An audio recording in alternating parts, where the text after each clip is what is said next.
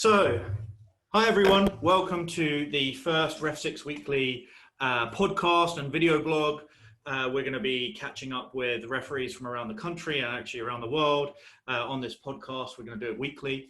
We're going to talk about news in refereeing and specific topics. We're also going to review decisions from the weekend, mainly Premier League, but depending on what we find, we'll chat about those. So firstly, let me introduce the people with me today. So first, I'm Hassan. I'm a level 5 referee in Sussex.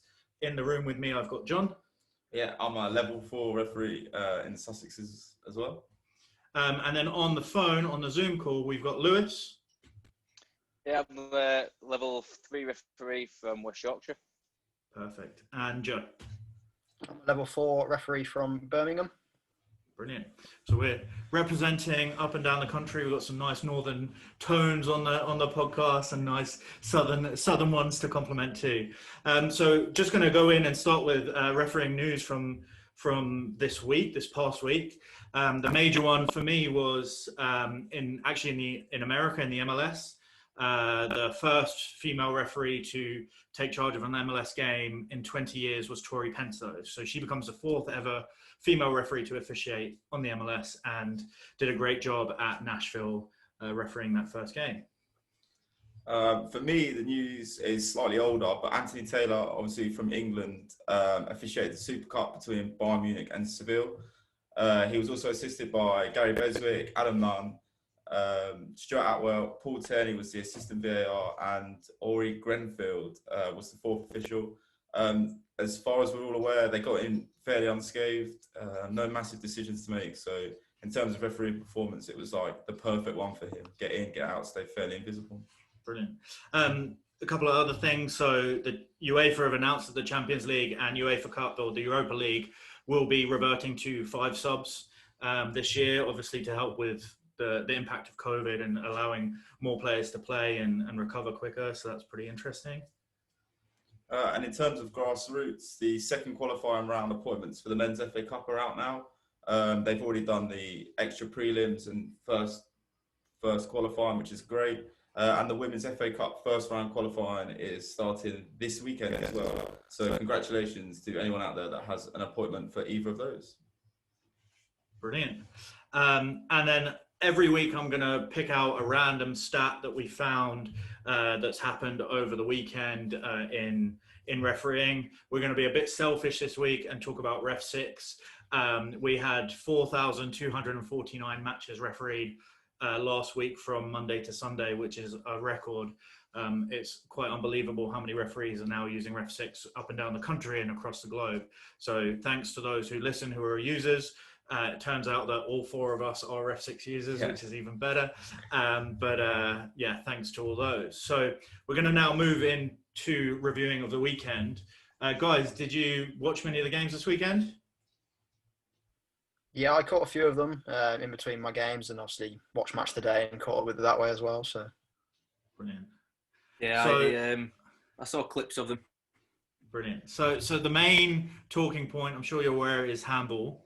There were 3 penalties given after VAR intervention. So we'll go through each one specifically. So we'll start with Brighton. This was a really interesting one, right? Because the game actually finished, right? Chris Kavanagh blew the full-time whistle. Everyone was about to leave the pitch. And then VAR's suggested that there might be something to review. So just in terms of description, corner comes in. I think it was Harry Maguire goes up for the header. Yeah. And it hits Neil Maupay on the arm. His arm's above his head as he's trying to challenge for the ball. So for me, it was a pretty clear, obvious penalty. What about you guys? Handball clear or not so clear? Yeah, I'd agree. I'd agree. It's I don't think anyone disagrees that it was a penalty, particularly in the law as it is now. The arm is raised above shoulder level, and it's also moved towards the ball. So I think it's pretty straightforward penalty. yeah, I think Maupay's reaction said a lot as well. There's been an image going around where you can sort of see his face, and it's quite clear that he knows what he's done. I think is that so he didn't argue that decision at all, which probably suggests that he knew better than anyone else what he'd done. I think that's a great point. I think he probably thought as the final whistle went, he's got away with one, right? But obviously now the VAR, the new laws, and this comes from actually an incident that happened in Germany, I think last year or the year before, where something happened and the half time and all the players came in. So definitely in law correct from a procedural perspective, allowed to give something afterwards. I have an interesting question on this one though. So what happens if it was Fernandez? Oh yeah, Penandez took the penalty for Man U. What happens if the keeper saves it and it falls back to him? Are you as a referee gonna blow the whistle there and then, or are you gonna allow the rebound to happen? What's your thoughts? See, I'll let Joe take this one. No, this confused me because I might shoot myself in the foot, but I'm pretty sure that in law, once you're through the additional time and you have a penalty, that once the penalty is taken, the referee should blow for full time, I think. So I was quite confused watching it because obviously all the players still lined up around the 18-yard box, to sort of run in for a rebound. But I wondered if the players, knew what was going to happen there, if he missed, or if they were just chancing it, or, I mean, obviously it was chaos anyway for the spectator, but if he missed it, then I'd hate to think what would have happened then. Yeah, that's one of those ones where if it's me, you pray he scores or you pray he blazes it over the bar. I think, get it done. Yeah, like Joe said, in terms of law, obviously the law states that the time can be extended for the penalty kick, and it's extended until the penalty kick is completed. So law states that obviously the penalty kick's completed. Once the ball obviously if it's saved, it's then stopped its forward motion. So at that point in law, the penalty kick is obviously completed. So therefore, it should be the end of the game. But try selling that one. I guess it's effectively like a penalty kick and a penalty shootout, isn't it? You don't get a rebound. So it's effectively that same sort of thing, but obviously in a penalty shootout, all the players don't line up around the edge of the area for a rebound. So I'm pretty sure Chris Kavanagh would have been just exactly like you said, John, praying that it goes in or it goes over, one or the other, because that would have been fun.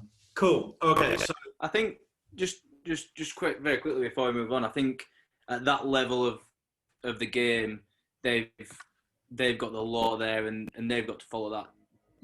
Everybody knows the world's watching, so they've got to follow that to the law. Whereas through football, I think that the understanding there from anyone involved at that level of the game isn't quite as much as at the professional level.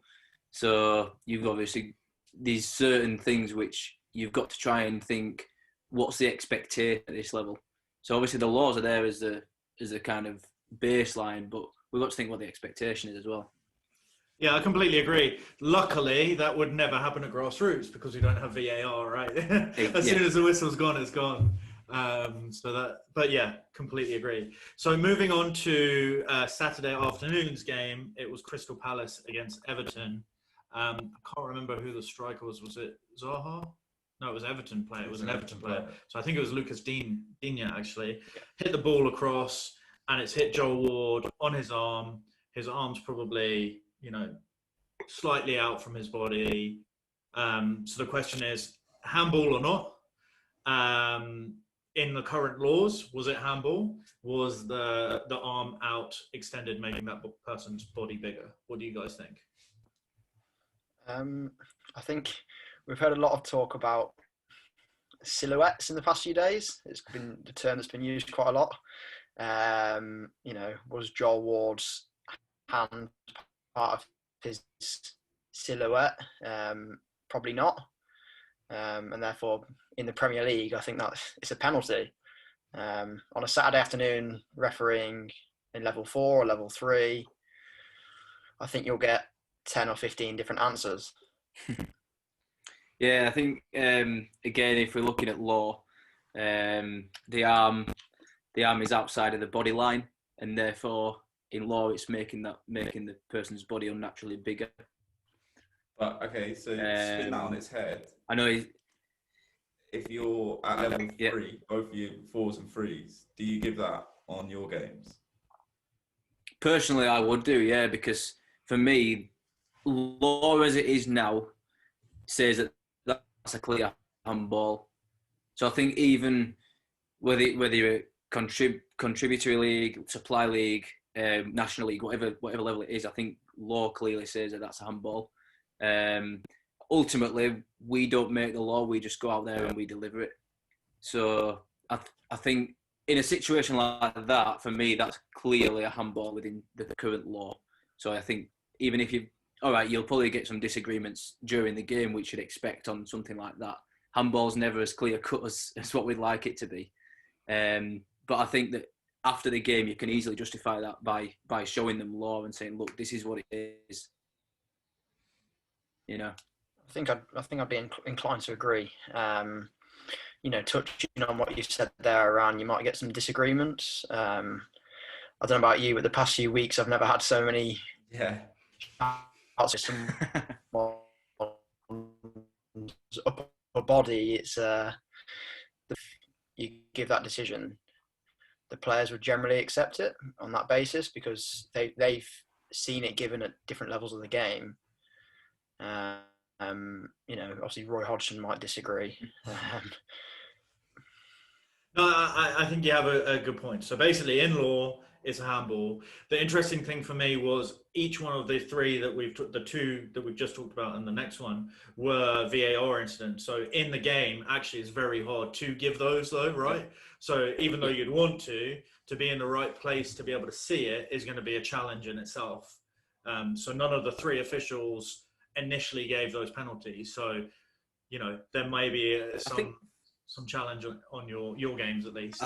I think out of the two we've looked at so far, the Brighton one would probably be the most difficult to pick up on in real time because of the speed of it. Because even though the arm's clearly up in the air, the speed that it happens, I don't think you're not always going to recognise that it's actually hit the arm because it's only a glance from what I remember. Yeah. It's not deviating the ball a massive amount. So again, like you say, without VAR, it's unlikely we pick some of these up anyway. Brilliant. So the best decision for me this weekend was the penalty at Spurs, just because I'm a Newcastle fan. And instantly, as soon as they were showing the VAR clip back and it cut from the replays of the handball to, they've moved to, is it offside or not? I knew instantly they're going to send him over to check that out. So I was just praying he was onside. This one, again, it falls in line with, it's kind of a mixture of the both before. Dyer's arm is up in the air. Andy Carroll makes a nuisance of himself, plays the ball down onto Dyer's hand. There's a lot of debate whether Dyer could even see it, right? Because it was behind his arm.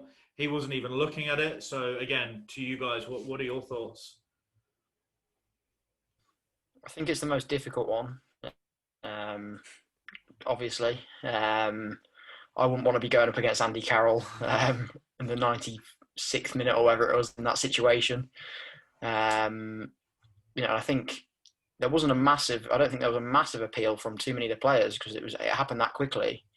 And like you say, Dyer, probably didn't know that much about it, which obviously makes it 10 times harder. Yeah, I agree. Yeah, I think this is. Go on, sorry. Yeah, I think it's tough. I think the thing that makes it the hardest is the fact that Dyer's back is turned, isn't it? Like, did he deliberately throw his arm in the air? Has his arm gone round because he's spinning around in the air anyway? I think that's what makes the decision so much harder. And trying to give that on our level would be virtually impossible to sell as a pen. In law, I agree they're spot on, like we've been saying. In law is there, but trying to sell that on a say for us Saltine would be almost impossible to sell. But VAR obviously in law is easier to back it up. Mm-hmm. But that's my opinion on it. Yeah, I think we've already alluded to it's probably out of the three, it's the most controversial and the most difficult decision. Purely because, like you said, Joe, he's got his back to the ball. Does Dyer know that the ball's then going to come towards that to stick his arm out and block it? Who knows? I think as part of that jump in motion, obviously you expect some movement in the hands, but as that ball gets played back across, it looks as though his hand then comes higher away from his body. So whether that's part of the jumping motion or whether it's making that body unnaturally bigger as per law, it's outside the body line. Then, but again, at that level with VAR, it's really easy to slow it down and actually pick it to pieces and dissect it in that way. Whereas in terms of what we referee at, we don't have luxury, so we've got to go on with what we see at the time. And as we said before, it's probably really difficult to identify that. I think Hassan summed it up nicely when he said about the offside check. I mean, I watched this game live, and the moment I saw it go green for being onside, one, I knew that Peter Banks was going to go over to the monitor, and two, I think realistically, I knew he was going to give a penalty kick. Yeah. So I wasn't surprised. Yeah, no, I agree. So a couple things for me that my emotions were when I first saw it, I didn't think it was a penalty. Personally, I didn't think it was a penalty based on like our experience with handball over the last few years, right? Whereas actually in law, I think we can all agree all of the penalties were correct. And I would suggest that these are kind of what I believe is happening is the Premier League this law hasn't really changed, right? This law is what's happened last year. But we're slightly adopting it or kind of implementing it a little bit differently, right? This is what has happened in Europe in the Champions League for the last season. So for me, I wasn't expecting it. And it was great to feel. And then the only thing that I was worried about was who was going to take the penalty, to be honest, because I wasn't too sure who was going to step up and slot it. But cool. So we've basically gone through the three major handball incidents. We're all siding with the referee, which would make sense. We're all referees, but actually in law, I'm pretty confident they were all correct. Now the big question is law correct, right? So I've been speaking to a lot of my friends who are European, and they believe all of these were stonewall handballs. They don't even understand the commotion that's being brought up from this by the media. But like having what I just said alluded to, that we've started to adopt probably the more standardized handball kind of interpretations now. This looks like it's becoming the norm. Should it? Is this correct? Or should we go back to a world of actually it needs to be deliberate? What are your thoughts? Well, if you ask Roy, I'm sure he'll want the old way back. He's very much bring it back. Handball's black and white. Has he moved his hand towards it? Wasn't it? That was his big criticism of the law the other day. You spoke to your friends about it and they had no worries. I spoke to my friends about it similarly, and the word we used was some of them would have been soft. Do you know what I mean? Like it would have been harsh to give. But like you say, we're not used to this new rules and this new adoption process. So it would be like anything really. Like, do you remember when the offside one came into play where if he's active, then you put your flag up, and that took a while to get used to. So this new handball system will be similar, but at the moment for me, it's a little bit trickier to give because in my eyes, especially the Dyer one, I agree in law, but I think it's harsh. Okay. What about you guys? Just going back to what you said there, Hassan, about do we bring it back to if it's deliberate handball? I think the issue with that kind of approach to it, how do we know what that player's thinking? How do we know that handball is deliberate, that they've intended to do that? Or how do we know that it's just luck that their hand is in that position at that time? So I think you're then bringing into kind of guessing at the unknown in a way. So I think deliberate's really kind of it's like when we talk about foul tackles, or well, like going back a few years, it used to be, oh well, the intent was there. Well, how do we know whether they intended to do that? So I think it's a very kind of grey area that we're going into there. I think the way that they're going with handball, I think Jamie Carragher actually alluded to it on Sky Sports, where he said we want to see more goals. That's what we want to watch at football. We want to see more goals. So I think by looking at handball in this respect, that will inevitably happen because there'd be more chance of attacking free kicks, more chance of penalties. It's a difficult one, isn't it? Are we ever going to get Are we ever going to agree on handball? Yeah, okay, so I agree with the attacking free kicks in principles, but do you think that is being taken outside the box as well? So say the Dyer incident was, I don't know, it's right on the edge of the box anyway, you take that back 5 yards. Yeah, and you're outside the box now. Do you reckon VAR is getting involved there? So again, it's in law it's still a foul. In law it's still handball. Sorry.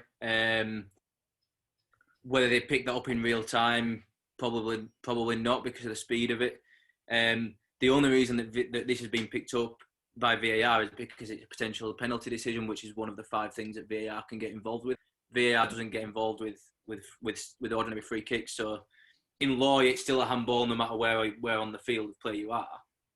But VAR wouldn't obviously get involved if it's outside of the penalty area. Yeah, I think obviously we've alluded to it throughout this, that this isn't new. This is just the way that the English Premier League is adopting it is the same way as the UEFA competitions and FIFA. You can go back, 2 seasons ago now, I think it was the Man United PSG game, where Man United rewarded the last minute penalty. And I think, that sort of shows how UEFA wanted it implementing, because it was out of his silhouette, the arm, even though he had his body turned away. I think it was Kimpembe had his body turned away. So I guess this weekend sort of shows that being implemented in the same way.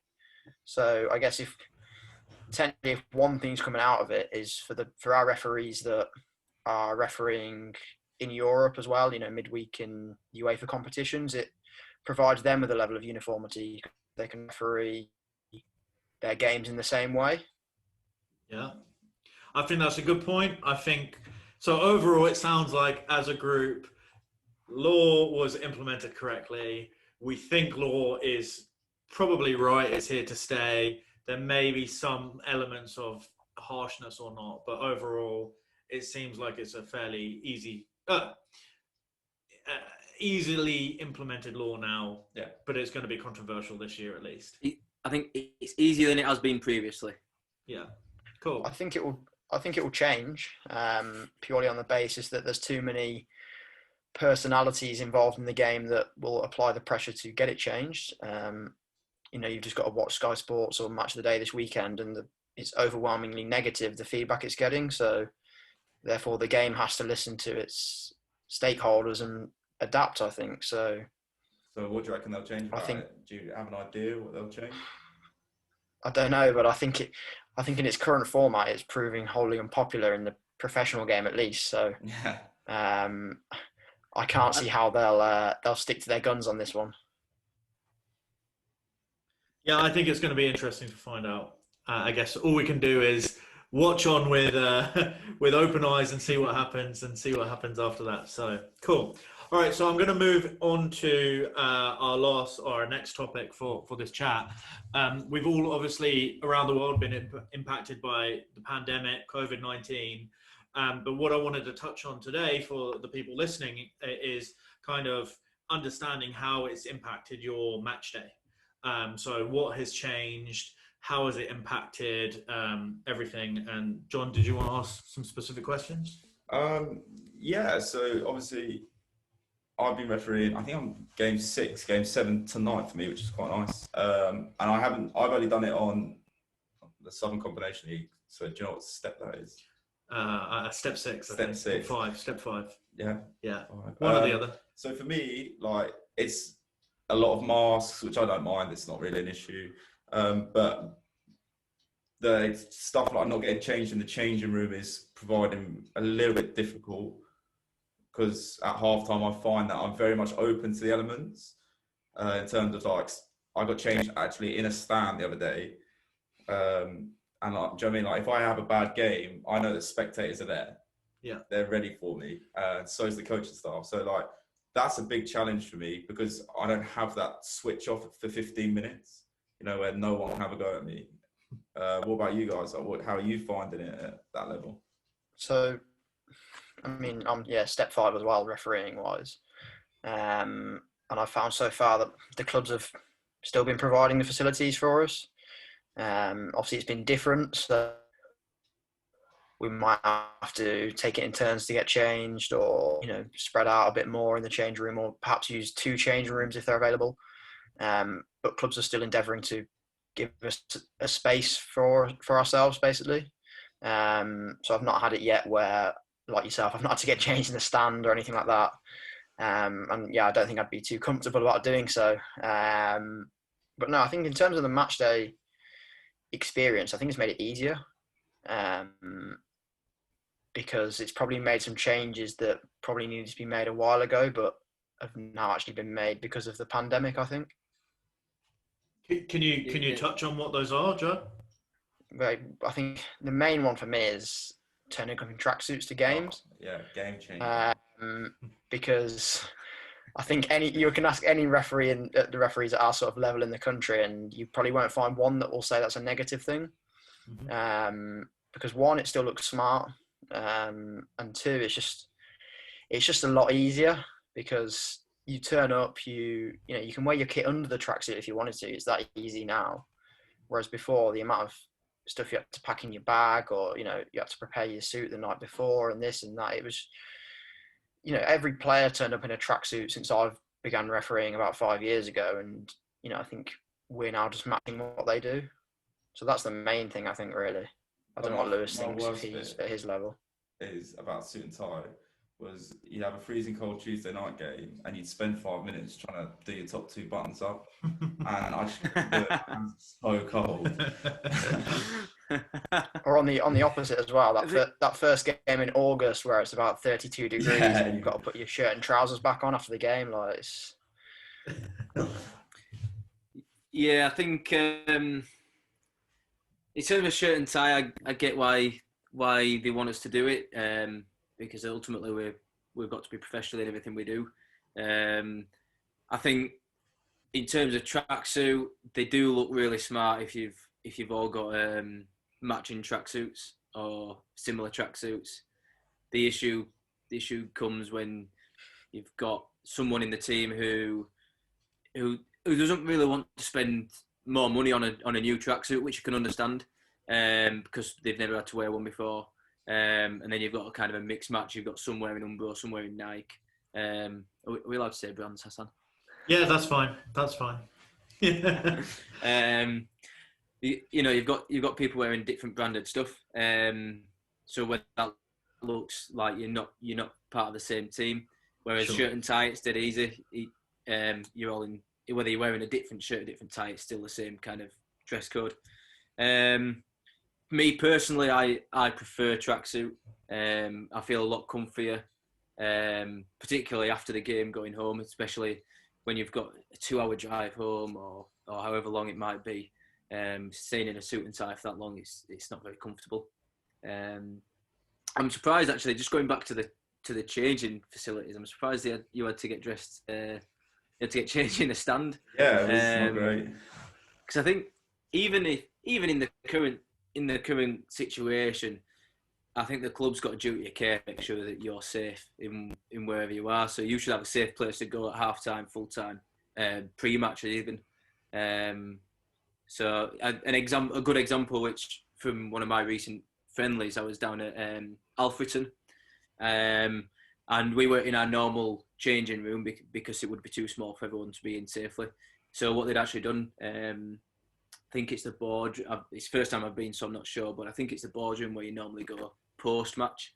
They basically put some plastic sheets on the floor, and we used that as a makeshift changing room, so there was enough room for us to socially distance whilst in there. So I think it's just thinking outside the box as to how we can still have that safe facility to be in. Obviously under the current situations. Yeah, I definitely agree. I think, obviously this month it's still been quite warm, so I guess getting changed in the stand is okay. But if you're sent there on Boxing Day, you probably might have something to say about that. So yeah, that's true. And so how has it impacted other things like? Do you still get to the game at the same time? What happens on like team sheet exchanges and speaking to the captains, etc.? Like, what's changed there? So, I think for me, getting to the game, I'm aiming to get there at the same time. just from a preparation point of view, I think it's better to not change anything. Obviously, some places you don't get the cup of tea and a biscuit before the game now because you don't mix with them before the game. But I don't think that should change your preparation because that was always an optional part of hospitality, I guess. I think the assistants probably have more leeway when they arrive now, which is totally understandable. But me, as if I'm refereeing the game, then nothing changes in that respect. Team sheets are still done at the same time, and then really on that, it's up to the clubs on what they're comfortable with. I've found, some clubs would rather send you a photo, or some clubs prefer the paper version, and I don't have a preference, so I'm happy to go along with whichever they prefer, I guess.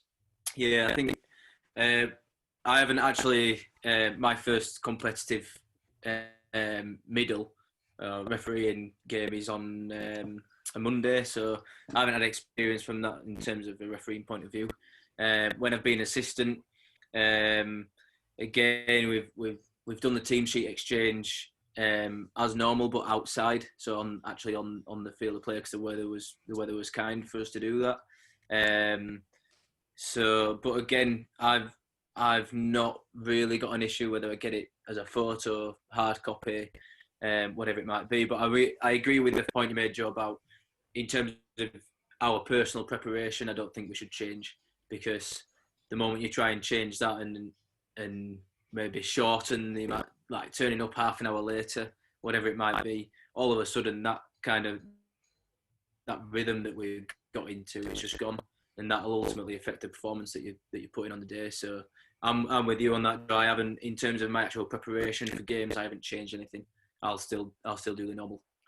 Obviously, just with a couple of tweaks, maybe to including the mask and that kind of stuff. But apart from that, I haven't really changed anything. No, I think the main thing. Sorry, just touching on the actual travelling to a game. So working in a team of three. Obviously, last season it was if joint travel is available or made sense to do so, then you do it. That's the main thing that's changed for me. You haven't got that drive to the game where you can, if you're out with an assistant you've never worked with before, you haven't really got that time before arriving at the ground to break the ice and get to know each other.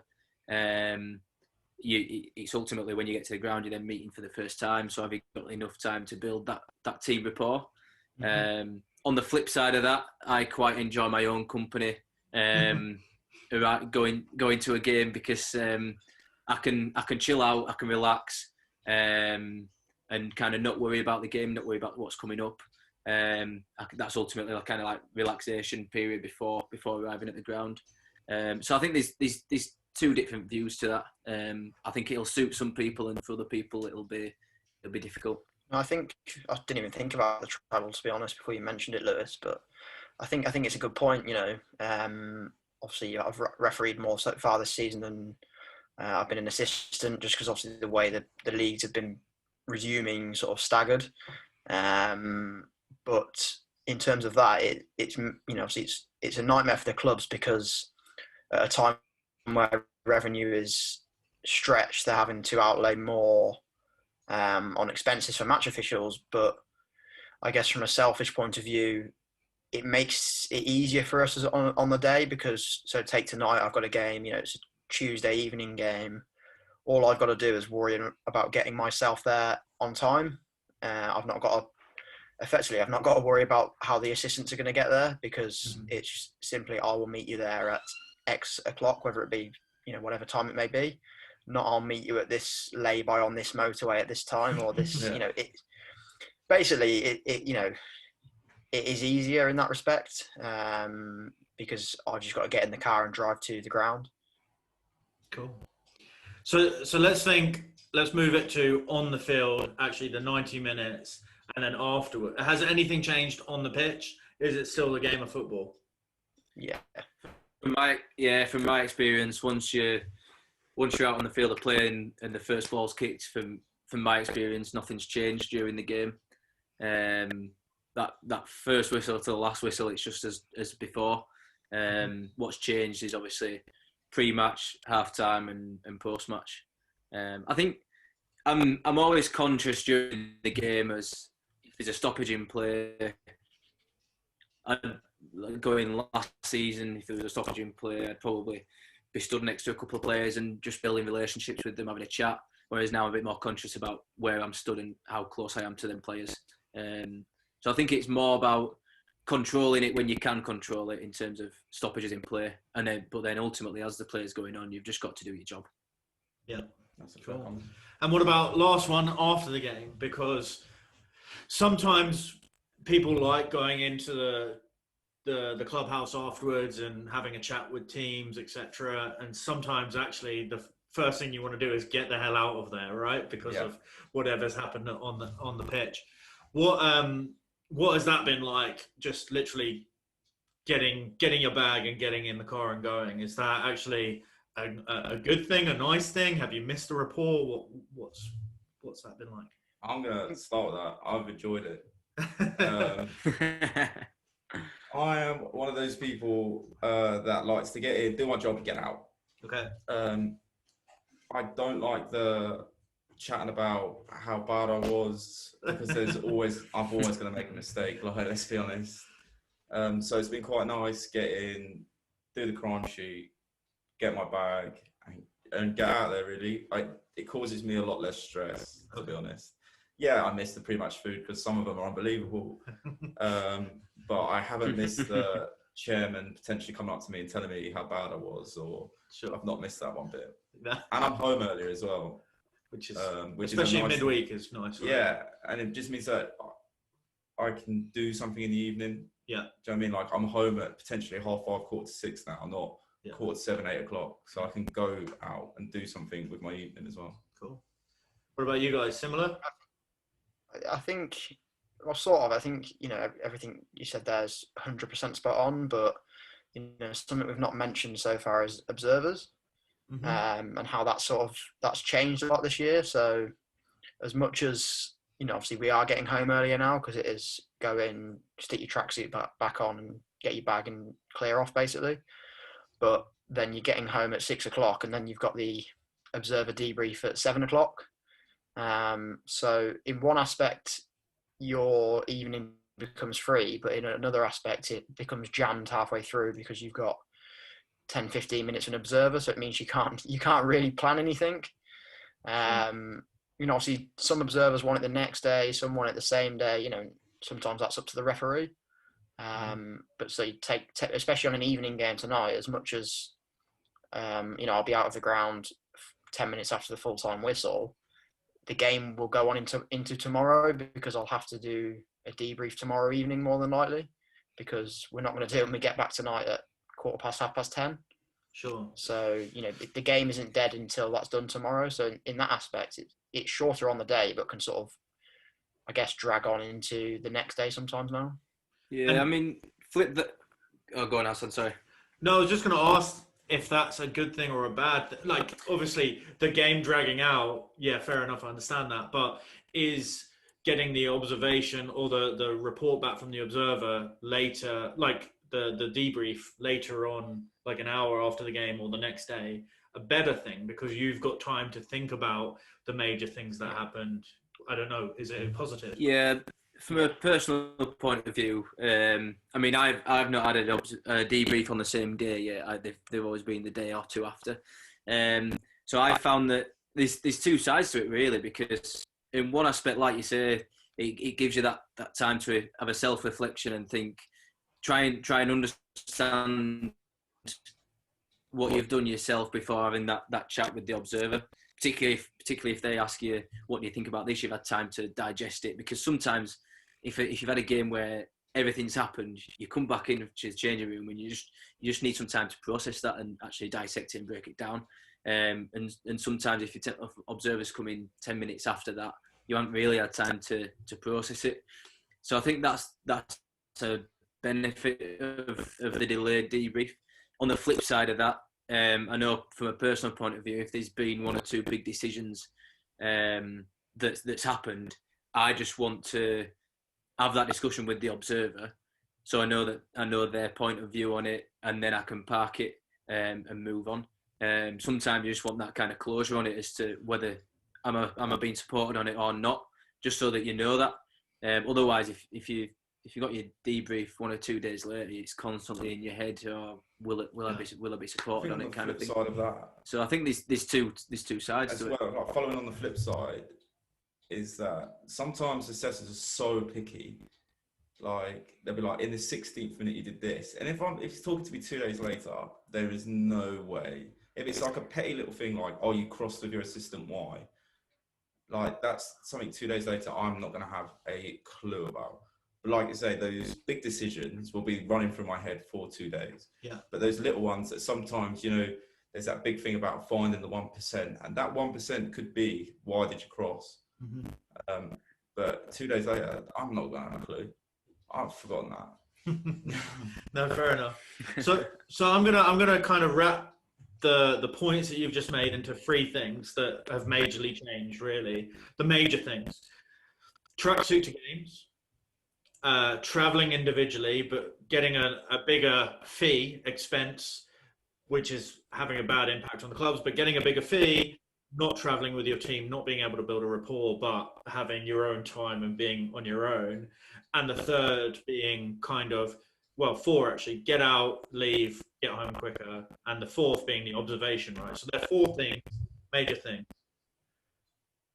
Which of those 4 things, after this pandemic, after all of everything is safe, which of those 4 things would you like to see continue? Tracksuit. No doubt about it. Yeah. Go on, Lewis. I was just going to say, I think I actually quite like more you get in there, you do your job when you go home. So I think that side of it's a lot more professional. I think I'd say either tracksuits or debrief virtually. See, I think the close second for me is the travelling on your own, because I've always, as much as it's become an accepted culture within refereeing, I've always found it slightly strange how I can meet up with 2 strangers in a lay-by on the motorway that I've never met before and drive 2 hours to a game. Yeah. As much as they're qualified referees, like now we're not doing it. Like, I look back and think, why did we do that? Sure. I think the main issue with that is the clubs, the expenditure of the clubs, and whether that would be sustainable to keep that going after the pandemic. I don't know. So of all the 4 things, actually, it sounds like you quite like all of them. Maybe the observer one is something that's probably the one that we're not sure about. Interesting. Yeah. Interesting. Cool. Joe and Lewis, thank you so much for your time. I really appreciate it. I'm going to ask my quiz question to those listening, to those watching, and we'll give you the answer next week. But this weekend, Michael Oliver gave 3 penalties in the Man City-Leicester game. It wasn't the most penalties awarded in a single Premier League match. If you can comment or tweet us and let us know how many penalties were given in, what are the most number of penalties given in a Premier League match, and we'll give you the answer next week. Hope you guys all enjoyed the first REFSIX Weekly podcast and vlog. We'll be trying to do this weekly, as the name suggests, and get on guests as and when we can. So thank you all for listening and watching. And once again, thanks to Lewis and Joe and my co-host John for taking part.